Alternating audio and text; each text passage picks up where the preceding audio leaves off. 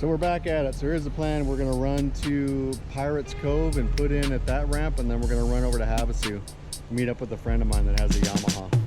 So we'll check out his boat. So let's get out of here. Let's go.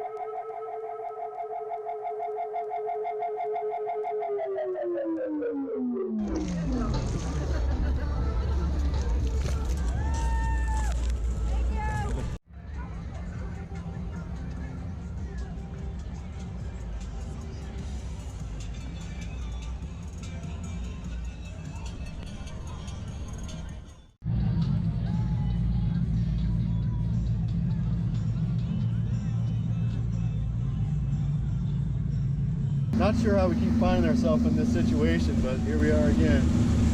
My buddy's Yamaha, he sucked up some rocks, so don't do that.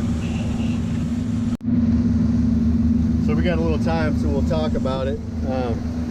We had told ourselves that we were never going to tow anybody again on the river because these jet boats, when they go slow, they just suck up everything, so you end up with wood chips in your motor. You know, when you're going fast, your bow kind of knocks everything out of the way, but when you're going slow like this, you just suck up everything. So luckily we're on the lake. We were just getting ready to leave, and I happened to look at my phone and found out that my friends were floating out here in the lake. But be careful towing with these jet boats because they're just little vacuum cleaners.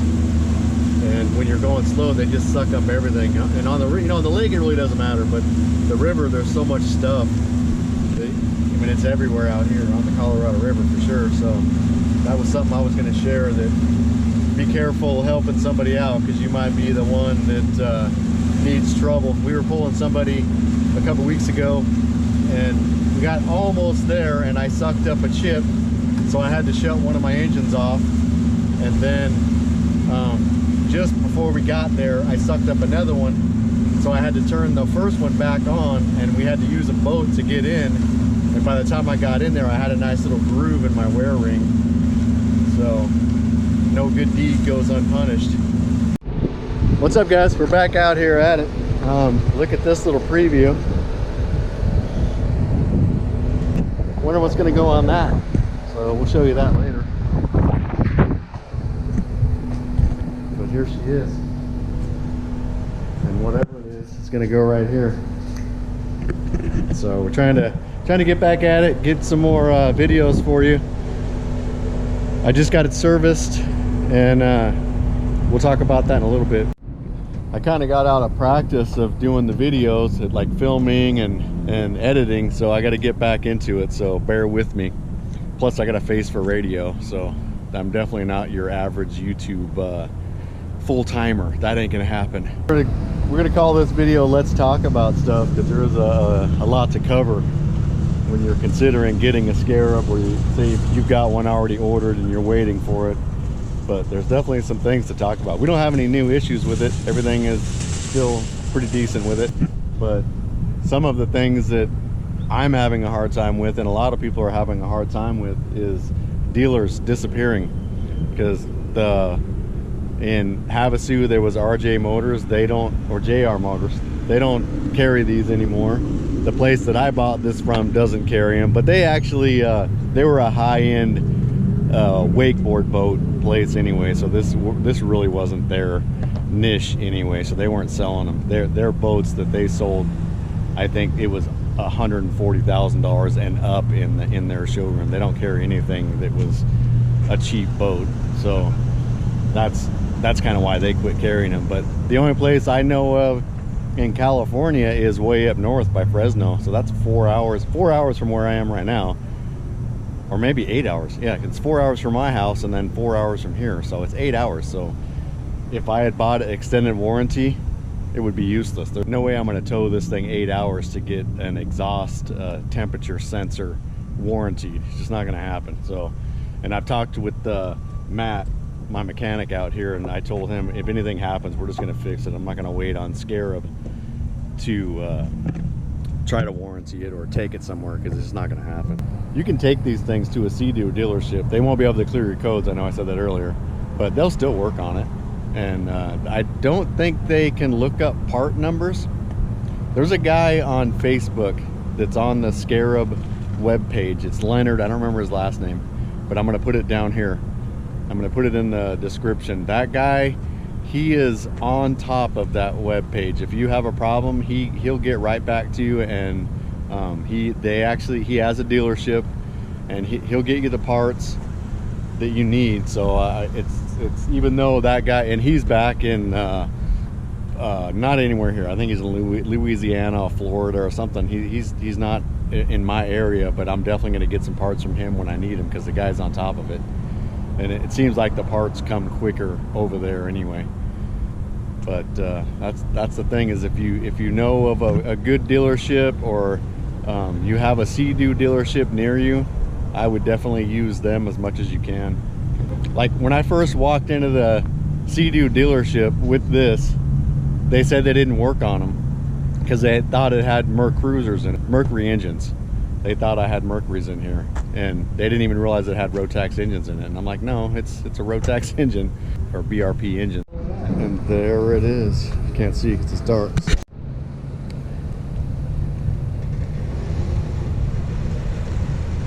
We need a box truck. Huh. We've got the gray, I guess. This is what we got. Can't see it, but supercharged 300. Check that out. There it is in all her glory. Can't wait to give that thing a good rip. I've only ridden it for like 10 minutes. But here we are, man. We're on Lake Mohave today. A little windy, definitely busy.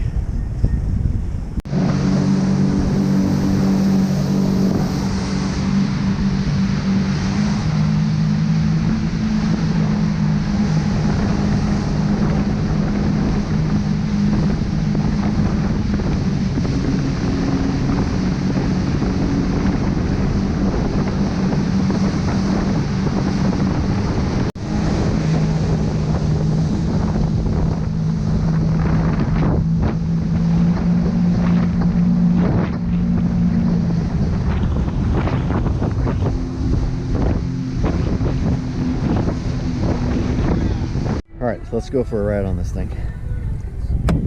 Let's see how I can do this with that. Try not to die.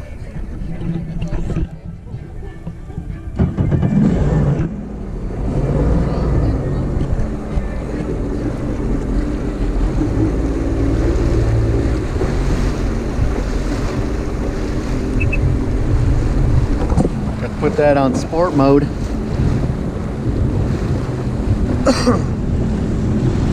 It's pretty smooth. First time I rode it, I thought it was gonna be kind of squirrely because of the way the hole is. At slow speed, it is kind of squirrely when you have a passenger, but it's stable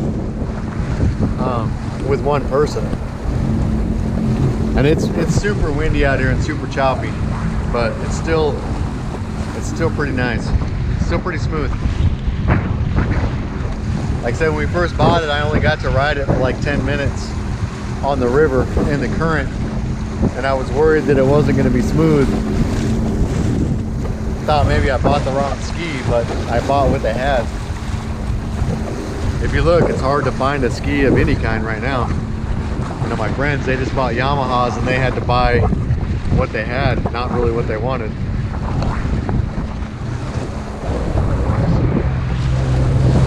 So this is out, we're out in Lake Mohave. This is like right out there, as they call that, the big basin.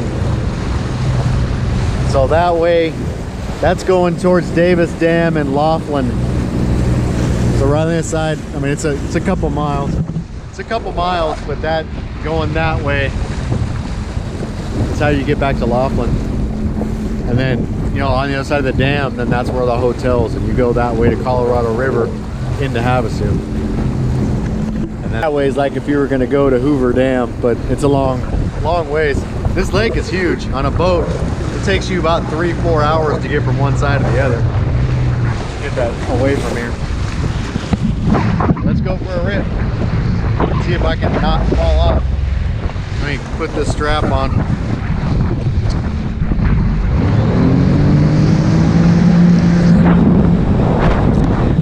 Yeah, it's fast.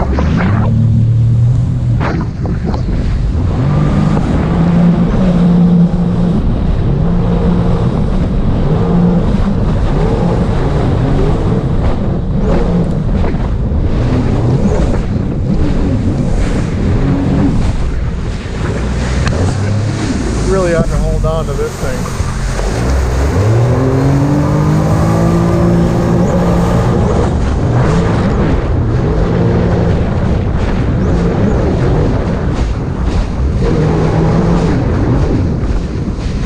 Hear that little supercharged whine every once in a while. Very cool.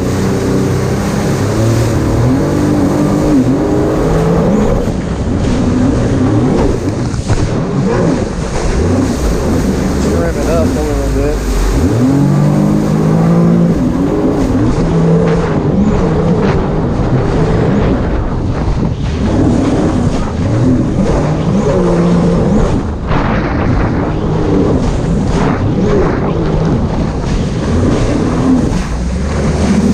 It's definitely rough out here today, but this rough out here. This is Lake Mohave if you've never been to it though. Thing is a huge lake. Sometimes it's windy, and that's why we go on the river, but check it out.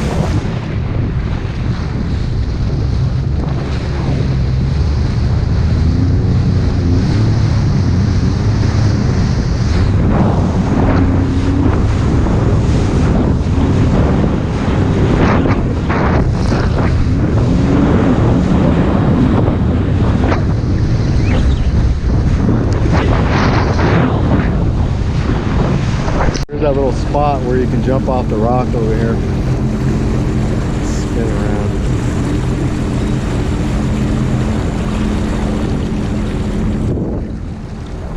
Cool little cove over here. Usually a lot of people here. I'm surprised there's not that many people.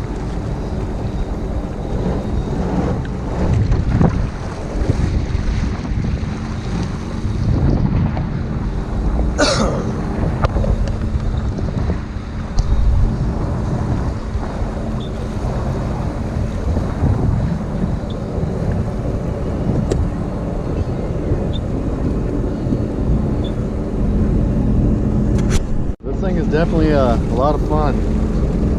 Tons of power, way more power than it needs to have, but I dig it.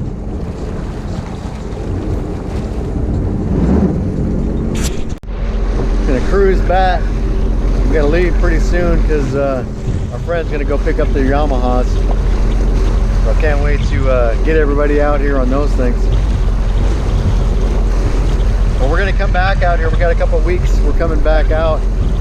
Couple weeks in a row, I should say, that we're going to come out, so we'll film some more stuff, let you know how things are going. I still got to film a little bit more, some stuff I want to tell you guys about, so we're going to get back on it. I know it's been a while, but there's really nothing we can do. Couldn't really come out here for a while, but if you've never come out to Lake Mohave, definitely come out. You know, check the weather, see if it's going to be not windy. and it's beautiful out here. You get a calm day out here and it's amazing. Definitely amazing.